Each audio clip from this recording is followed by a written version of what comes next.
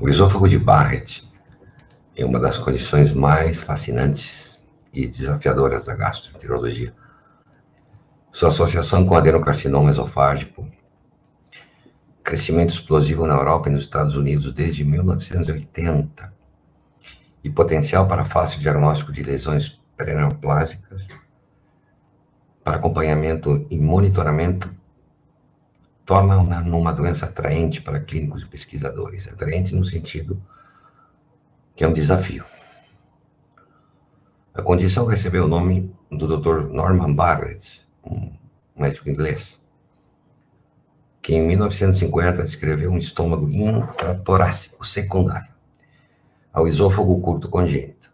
Pouco tempo depois, este erro foi corrigido e a condição foi definida como uma metaplasia colunar, substituindo o epitélio escamoso do esôfago distal.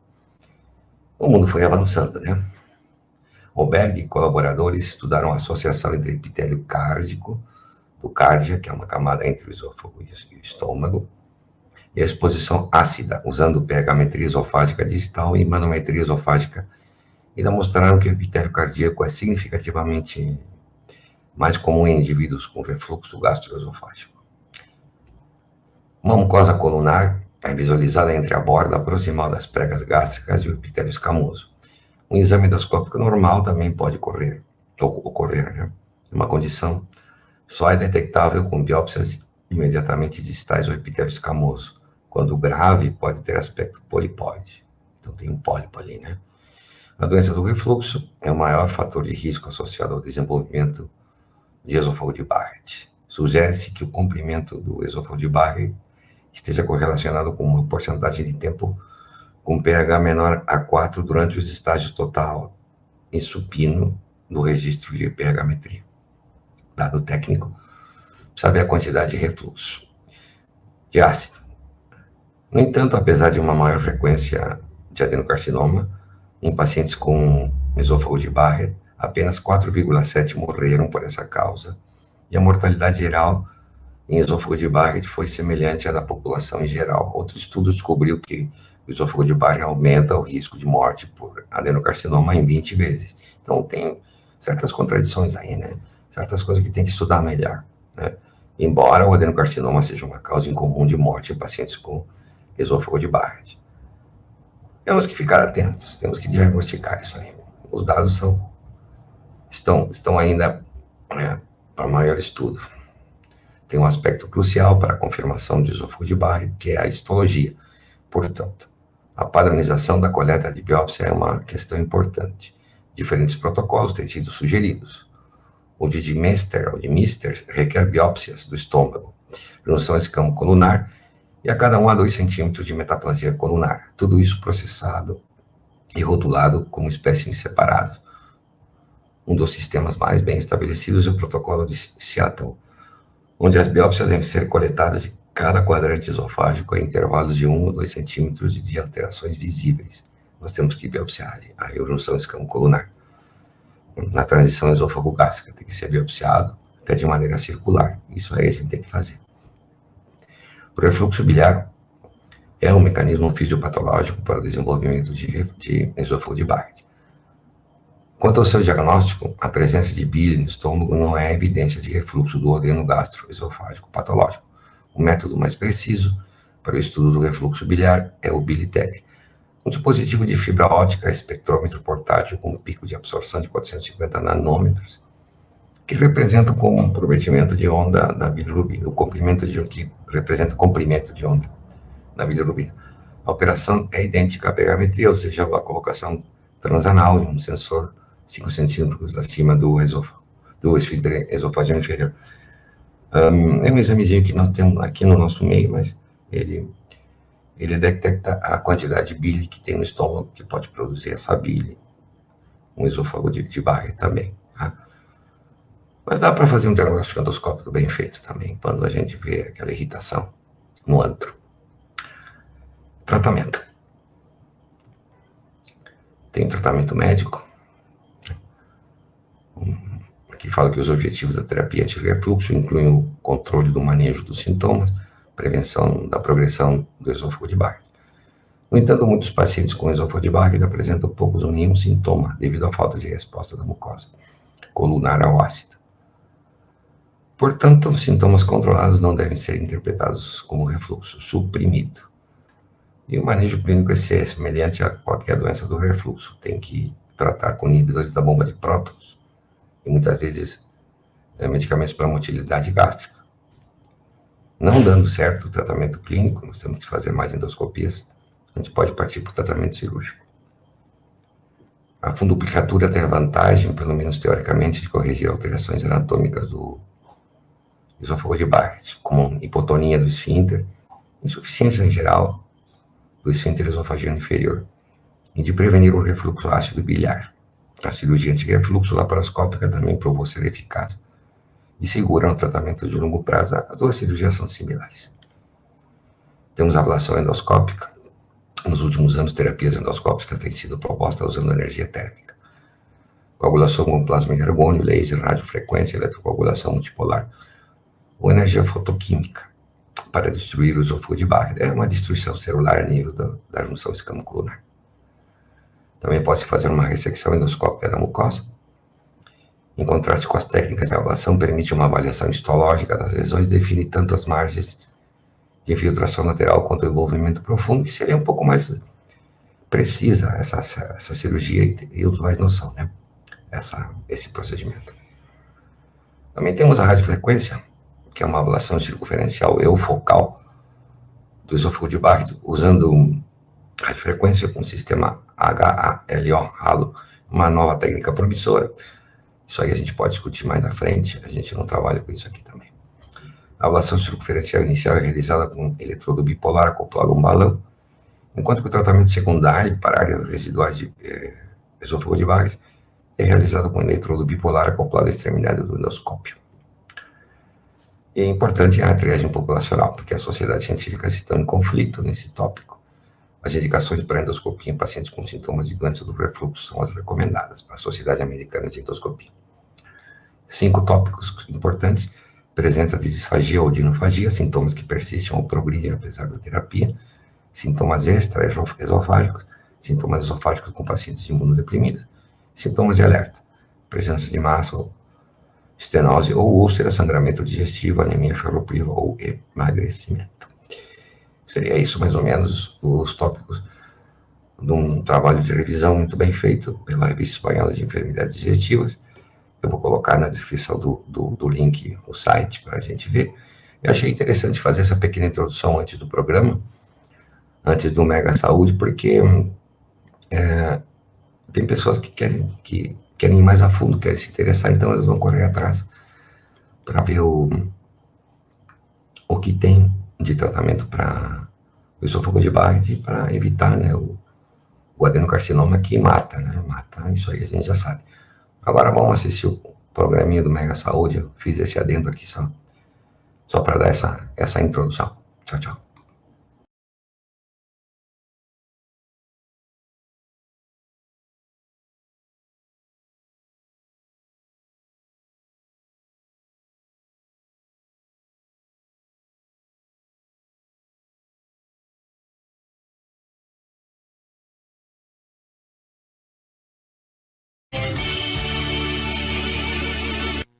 Você está ouvindo Associação de Radiodifusão Comunitária de Criciúmal, ZYU 419, canal 285, 104,9 FM, Rua Caçapava, 787. Rádio Comunitária de Criciúmal, a rádio do seu coração.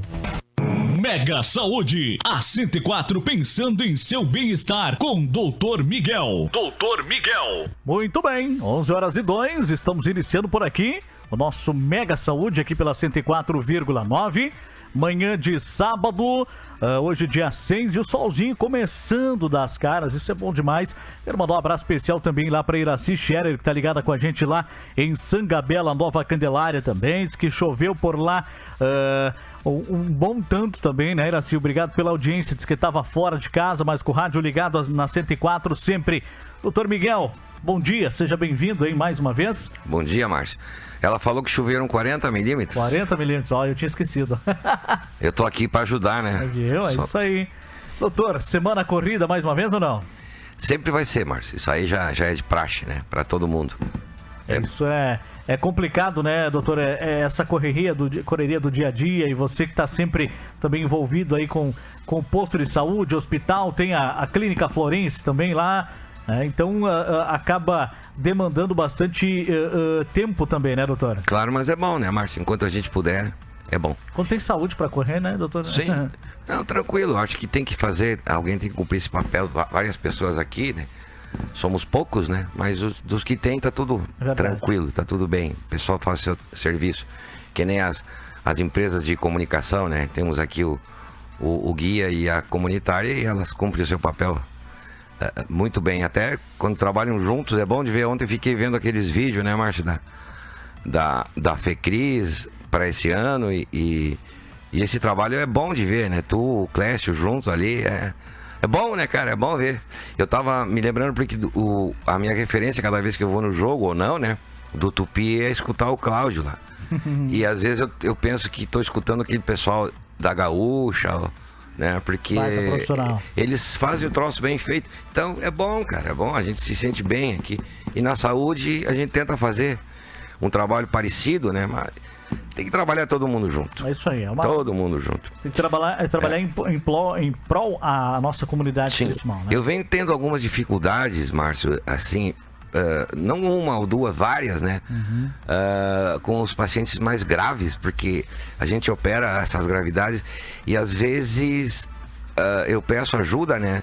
Para outros grandes centros, né? Até para reoperar, né? E às vezes eu não tenho o retorno esperado, né? Porque as pessoas exigem coisas que a gente não pode cumprir às vezes, e é meio complicado o problema do relacionamento. Eu acho que está faltando para a gente mais união, mais equipes para explicarem bem os problemas, o acolhimento, essa parte humana, né? Isso aí é uma falha que tem aqui, obviamente, tem em qualquer lugar. Sim, e a gente faz o melhor e muitas vezes não temos aquele retorno, sabe? Do próprio cliente. O cliente, enfim, ele está fragilizado, eu entendo, mas é muito complicado, Márcio. Então, acho que essa parte humana a gente tem que trabalhar mais. Eu acho que a gente tem que fazer mais reuniões cara a cara com as pessoas, conversar com elas, tá na rua, né? Em vez de dar aquele santinho da política, eu gosto de dar aquela presença da saúde. Eu converso com todo mundo na rua, Márcio, e paro e a gente conversa, e não é consulta de corredor, né? Mas é uma coisa interessante, porque a gente quer saber o que está acontecendo. Mas muitas vezes o pessoal te larga as patas. E aí, cara, eu não sou de ferro, né? Eu mando tomar no horário nobre. Lá no pico. Não, porque não é assim, né, Márcio? A gente faz, assim, um grande trabalho. Eu me lembro, eu fiz faculdade federal, né, Márcio? E o lema da nossa turma era uma coisa cruel, porque na época a maioria dos meus colegas estavam no sindicato dos alunos, né? Porque medicina é o curso que tem menos gente que participa em sindicato, porque é tudo filhinho de papai, rico, que vai estudar, né? E para eles o mundo foi sempre um mar de rosas. E eu não sou dessa geração, eu sou daquela geração que custou entrar na faculdade, mais federal, né? A gente entra, né? Então, o lema da nossa turma era: nós aprendemos com os pobres para curar os ricos. Não vou esquecer nunca mais na vida isso aí, Márcio. Uma frase que dói mesmo, e é uma realidade, né? Mas enfim, era um desabafo só para eu me introduzir no assunto, né? Sem vaselina. Uma coisa que está me preocupando, Márcio, porque tu sabe que a gente tem um serviço de endoscopia aqui e ele é bom. A aparelhagem não é de última geração, mas a gente tenta fazer o melhor, né? O que eu venho notando é que tem uma demanda de exames que são feitos fora, né? E que tem muita gente, eu não vou falar nome nem lugar, né? Que não são endoscopistas de formação, ou fizeram um curso e fizeram a prova de título, ou não fizeram nada, né? E eles são, na minha opinião, colocadores de tubo, né? Eu tô tendo que repetir muitos exames aqui, e olha que eu tô cobrando isso para a saúde da população, né? E estou achando uma doença que está sendo muito desmerecida, né? Que é a minha pauta de hoje, né? Que é o esôfago de Barrett. Tá? O esôfago de Barrett, na minha concepção e na concepção de todos os gastros, né? É uma doença grave, né? O que é essa doença de Barrett? A doença de Barrett, né? É um problema que a gente tem, né? Onde termina o esôfago e começa o estômago, né? E que está sendo negligenciada, na minha opinião, por muito colocador de tubo. Tá? Já no ano 1950, um cirurgião britânico, Norman Barrett, né? Ele já descrevia uma presença de umas úlceras na parte distal, na junção escamo-colunar do esôfago. O que é a junção escamo-colunar? É quando o esôfago ele termina e começa o estômago, né? São dois tipos de tecidos, são dois tipos de células, né? O esôfago tem uma célula e o estômago tem outra, né? E depois de várias discussões que era uma zona de transição entre duas células, porque é uma coisa normal, não sei o quê. Que quando o colo do útero também tem essa diferenciação de células, né? Cada lugar onde tem uma transição, o ânus também tem, quando sai do intestino e vai para o ânus. Então, acharam que era uma coisa normal, mas o Barrett insistiu e foi à luta, né? E eles conseguiram definir, né, uma doença grave, que era a invasão do tecido do estômago ou do intestino no esôfago, e que isso, até em 30% das pessoas, produz um câncer de esôfago. E esse câncer de esôfago tem nome, se chama adenocarcinoma, né? E ele provoca 70% a 80% das mortes por câncer, por adenocarcinoma, ou seja, de cada 100 pessoas que têm adenocarcinoma de esôfago, 70 morrem, mesmo operando, né? Então, ou seja, que o único tratamento é a cirurgia. Então, tem uma coisa que eu queria conversar hoje, era da importância de um bom exame endoscópico, tá? Porque todas essas pessoas que têm azia, né? Pode ser doença do refluxo, todas essas pessoas que têm hérnia de hiato, que também têm azia e dor, né? E todas as pessoas que têm refluxo biliar, que é a bile que está voltando do intestino delgado, vai para o estômago e volta para o esôfago, todas essas pessoas têm alto risco de ter o esôfago de Barrett, tá? E o esôfago de Barrett tem uma grande chance de malignizar, de se transformar num câncer. Esse câncer é o adenocarcinoma e ele é letal quando instalado na pessoa. Então ele de cada 100 pessoas ele mata 70 a 80. Na Santa Casa de Piracicaba, até eu acho que o pessoal de Canoas deve estar escutando o nosso programa, né, Márcio? Um grande abraço pro Dr. Abud. Eu vou passar o programa para ele. O Dr. Abud é do Instituto do Coração, é o cirurgião que foi colega meu em Pelotas, e eu operava muito câncer de esôfago na Santa Casa de Piracicaba com ele, e a gente conseguia operar na média nacional, na média mundial, né? Então, de cada 10 pacientes que a gente operava, 7 morriam. Então, e nós estávamos na média. E hoje os números são iguais, Márcio. Então, é grave, é muito complicado. Eu tenho tudo isso no meu currículo, viu? Alguém... posso mostrar, mas aqui em Criciúma, por exemplo, a gente não consegue fazer isso porque não tem equipe. Mas poderia ter, né? Já está a Cecília me incomodando aqui, né? Tá escutando o programa, pelo menos, mas tá me incomodando. Então eu acho assim, Márcio, que a gente tem que prestar atenção nesses diagnósticos. E por que eu estou pautando isso hoje, Márcio? Essa semana eu repeti 2 endoscopias de 2 pacientes de Criciúma, que não me pareceu legal, né? Não teve o colega que fez o exame não biopsiou ali, porque o pessoal vai na lei do mínimo esforço, né? Não biopsia nada. Eu estou fazendo essa crítica aqui para melhorar, tá? E não existe crítica construtiva, é uma crítica para melhorar, tá? E não estão biopsiando. A transição entre o esôfago e o estômago não está sendo biopsiada, tá? E não está sendo biopsiado o cárdia, que o cárdia é uma anatomicamente tem a transição esôfago-gástrica, que é a junção escamo-colunar, o cárdia, o fundo do estômago, o corpo e o antro. Tá? Então, são 3 partes anatômicas do estômago que são importantes, mas o cárdia que às vezes tu não consegue determinar, mas se tiver ali naquela regiãozinha ali, se tiver qualquer suspeita, tem que meter a biópsia ali. Então,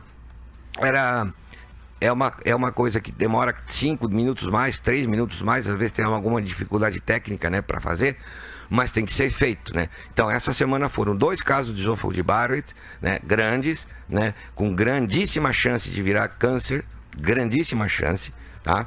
E que nós estamos monitorando a nível de unidade de saúde, repetir essas endoscopias, e se aumentou a quantidade de tecido de estômago no esôfago ou intestinal no esôfago, nós vamos ter que mandar esses pacientes para um grande centro para operar.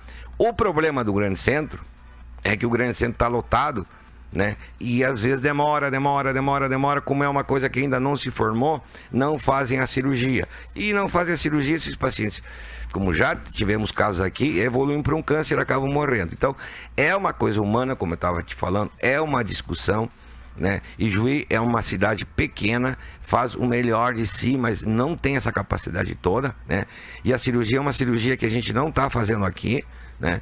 Que é uma funduplicatura ou às vezes uma cirurgia tipo bypass gástrico, né? Para evitar refluxo, que evita muito bem, é muito parecido com a cirurgia bariátrica, né? Mas a gente não está fazendo aqui, não temos condições. E lamentavelmente, Márcio, tem que chamar a atenção, né, de doenças do aparelho digestivo que me preocupam, e uma delas é o esôfago de Barrett, né?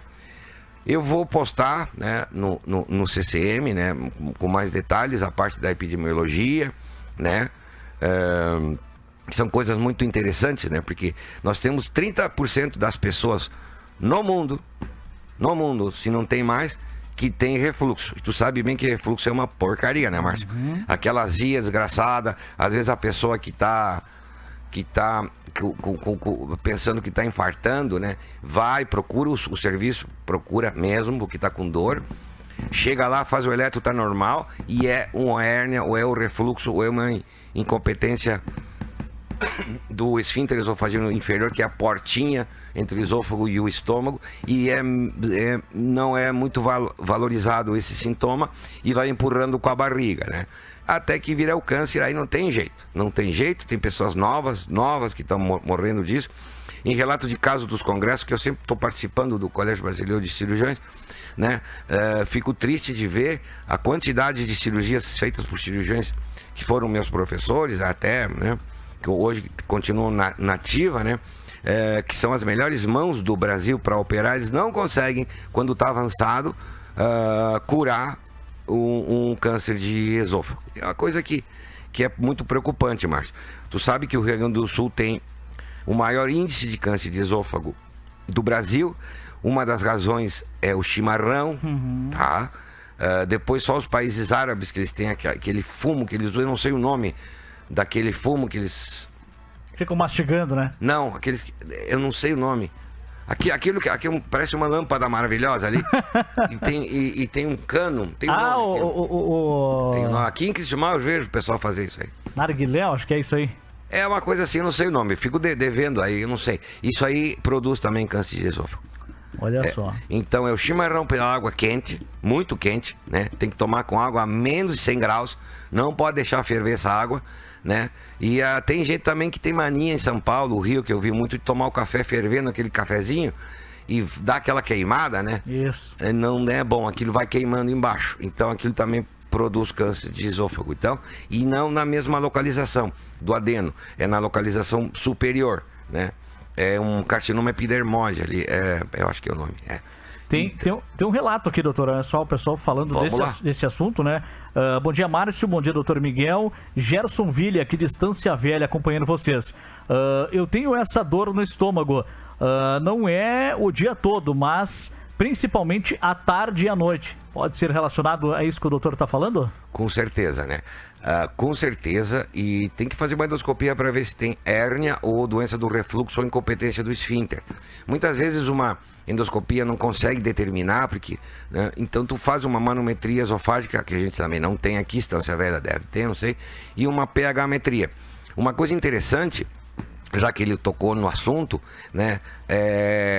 A maioria das dores nessa região são provocadas, repito, hérnia de hiato, doença do refluxo por incompetência do esfíncter esofagiano inferior, que é a portinha. A pessoa pensa que está infartando, né? É uma coisa horrorosa, porque dói para caramba, né?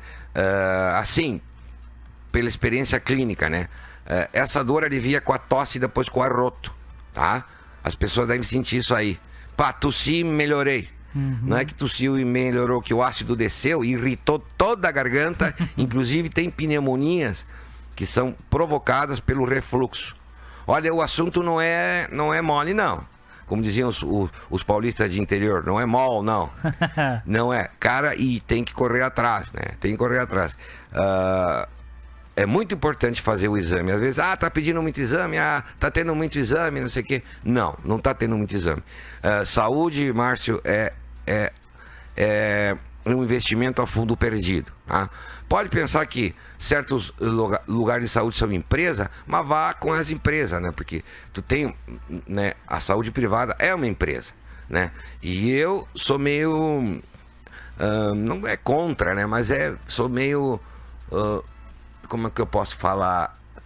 Eu não gosto muito de falar em saúde privada, porque tem fim lucrativo. Tu tem que pagar bem o profissional da saúde, né? E ter um serviço a fundo perdido mesmo, porque tu não vai querer lucrar com saúde. Não é questão de ganhar grana, né? É questão de fazer o troço bem feito. Quando tu consegue um dinheiro que vem do governo, o governo sabe que esse dinheiro não vai ter um retorno financeiro, não é uma aplicação, não é um negócio privado, né? Então tu vai ter que tu vai ter que pensar a longo prazo para um futuro, para num futuro tu não ter complicações, porque daí tu acaba gastando mais, é um ciclo vicioso, né? A saúde privada, ela tem fim de lucro, né? Toda ela. Então, mas só que muitas vezes a saúde privada tem melhor qualidade que a saúde pública, então as pessoas procuram, né? Eu não estou tirando mérito, eu não sou contra, eu estou falando, né? Mesmo que eu tenha também, eu não trabalho com saúde privada, mas eu tenho a participação na Clínica Florence, que é privado, né? E tem bastante boas condições lá, mas é outro assunto, né? Ali não é a saúde que a gente faz, a gente cuida, né? Dos idosos, a gente cuida de doenças crônicas. Nós temos pacientes lá, clientes de 40 e poucos anos, doentes que estão com a gente porque não tem outro lugar. E se tivesse um sistema público, né, condizente com essa demanda, né, com certeza as pessoas procurariam mais. Eu acho que temos que puxar a orelha também dos políticos lá em Brasília, né, também do pessoal que trabalha com saúde, que a gente tem que ter serviços públicos de amparo a pessoas com deficiências, né, que esse serviço é muito complicado. Tu sabe que a Inglaterra tem um serviço público de saúde, Hong Kong também, que estou falando um por continente, né? Público, né? Tu não paga nada, Márcio. Algo diferenciado, né? Mas os profissionais ganham muito bem. Eu estava vendo uma reportagem sobre a cidade de Bristol recentemente, porque sempre tem alguém, eu tenho um amigo lá que é farmacêutico, e eu tenho possivelmente alguém que eu conheço vá estudar em Bristol, né? Não vou falar nome, né? Não vou falar que é a Paulina, mas não sei. Aí... Um abraço pra Paulina. Pois é. Aí eu tava vendo o sistema de saúde público. Tu é estrangeiro lá, né? E tu é estudante ou tu é funcionário, né? De uma empresa, tu não paga nada pra saúde, Márcio. Uma saúde de excelência. Diferente. Muito, muito bom, Márcio. E a gente fica olhando, mas o SUS é bom aqui, só que, claro, não tem aquela qualidade, né? Doutor, tem algumas perguntas aqui pra ti. Eu quero mandar um abraço lá pro pessoal que tá pedindo se a gente vai transmitir o jogo do Tupi hoje, né? O Turcão, né? Tá lá em Bagé ligado com a gente. Em Bagé? Olha aí, que meu legal. Vizinho. Um abraço especial lá. Hoje a gente, infelizmente, a gente não tem os direitos de transmissão, né? Dos jogos do Tupi. Só a FGF TV que tem a transmissão, né? Mas um abraço, obrigado pela companhia. Tá ligado com a gente também. Deixa eu ver aqui, deixa eu mandar o recado pro pessoal que tá ligado com a gente lá no Facebook, a doutora Cecília Saravia Osório, conhece? Conheço, tá me apoiando aqui. Diz que não conhece pra ver. O Denis Lerman também tá ligado com a gente lá no Facebook.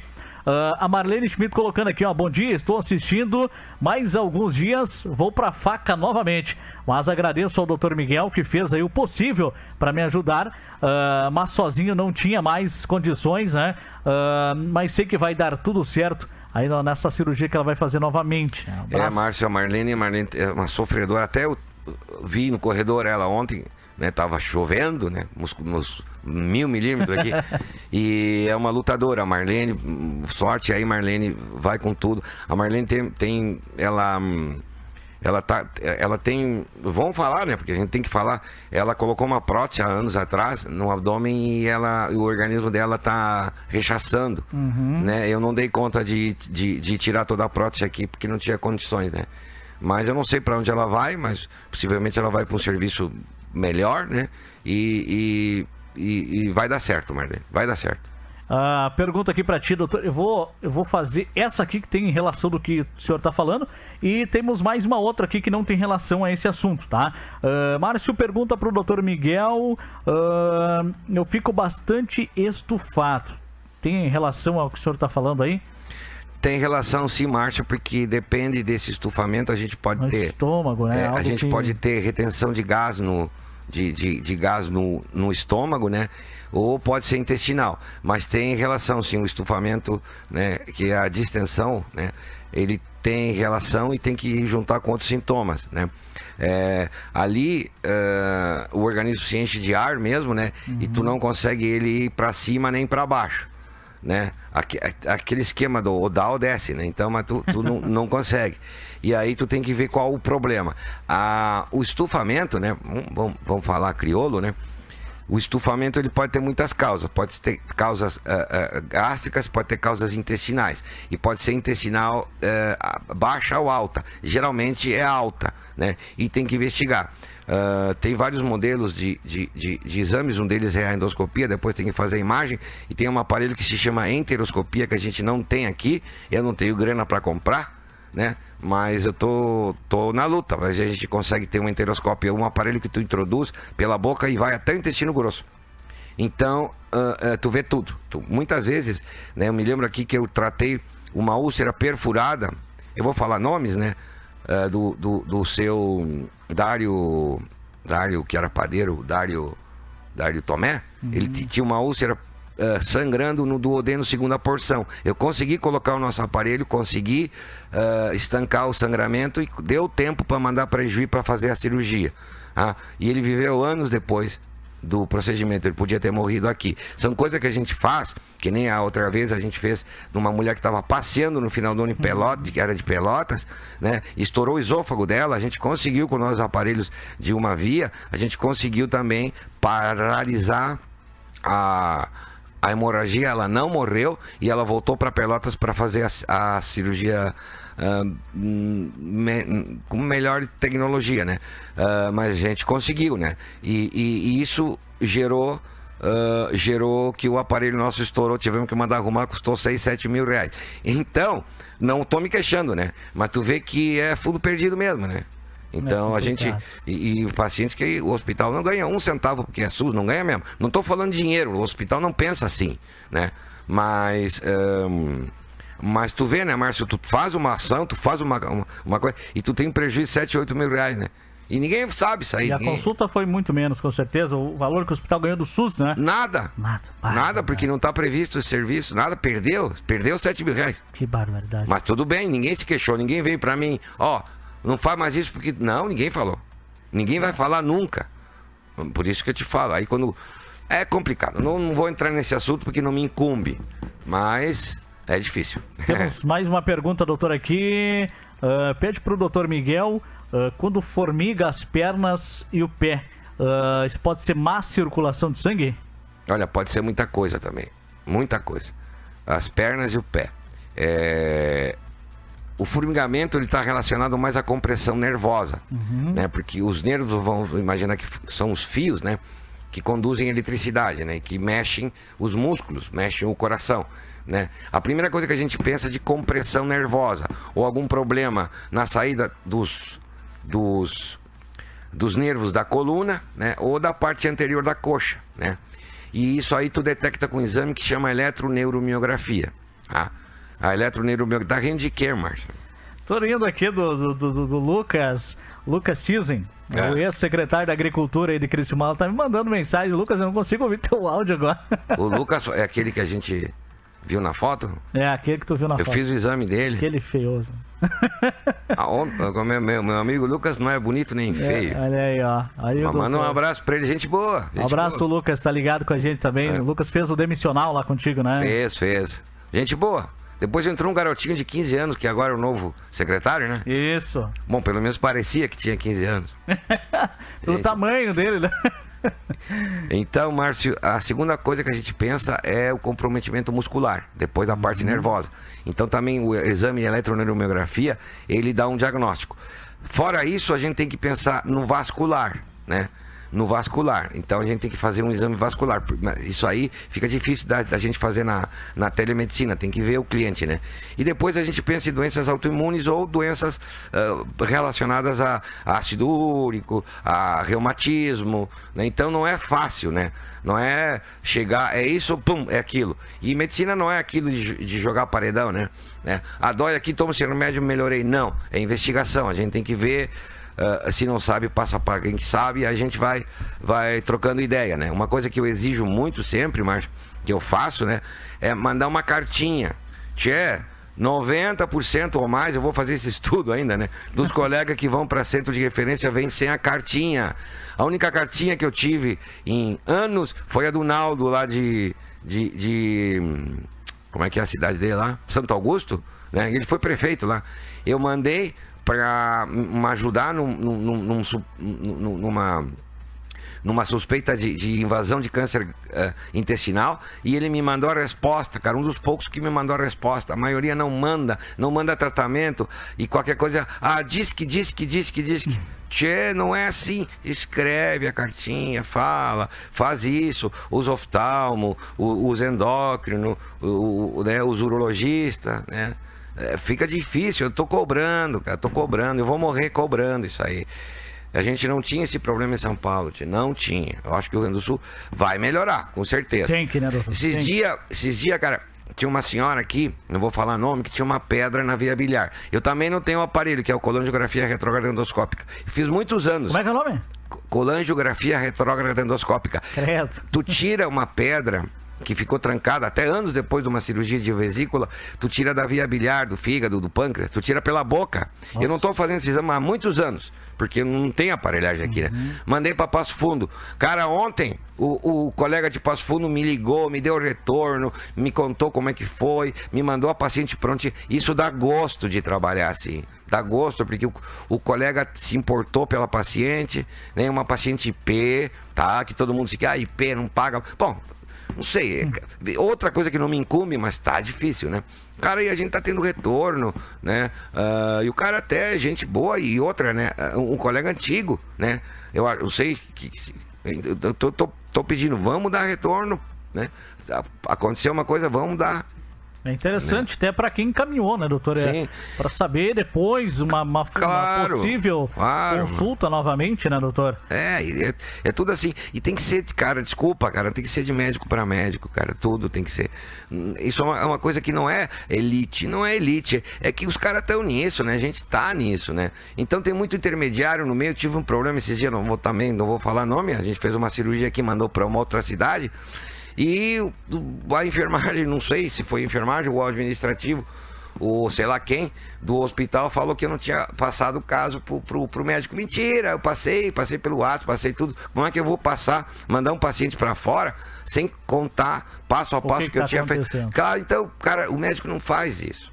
Mas o médico deveria, nessas consultas mais simples, passar o relatório. Ó, fiz isso, fiz aquilo, tirei o alfinete, dei um comprimidinho, passei a mão na cabeça, achei... Qualquer coisa, cara. Peidei, conta. É o retorno que claro. Com certeza vai...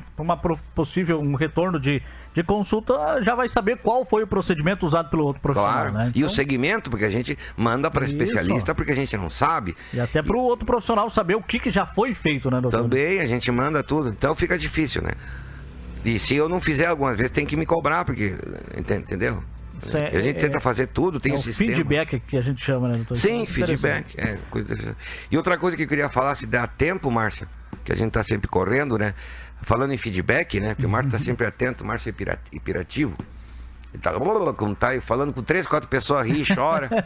Não sei quantas ele tá falando agora, mas ele consegue. Ele dá conta. A gente fez o programa na semana passada sobre o piso salarial da enfermagem, que ainda tá enrolado. Porque...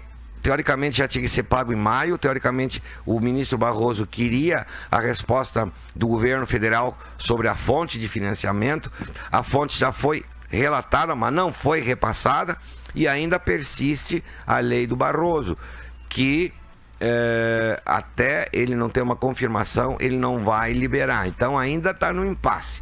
Então acredito que para maio não vai sair. E um dado interessante, falando das prefeituras do Brasil, em torno a 30% das prefeituras do Brasil já paga o piso salarial proposto pelo governo, até mais. E entre elas, Cristiumal. Que bom. Então é uma coisa que deixa, pelo menos a gente deixa meio feliz, né?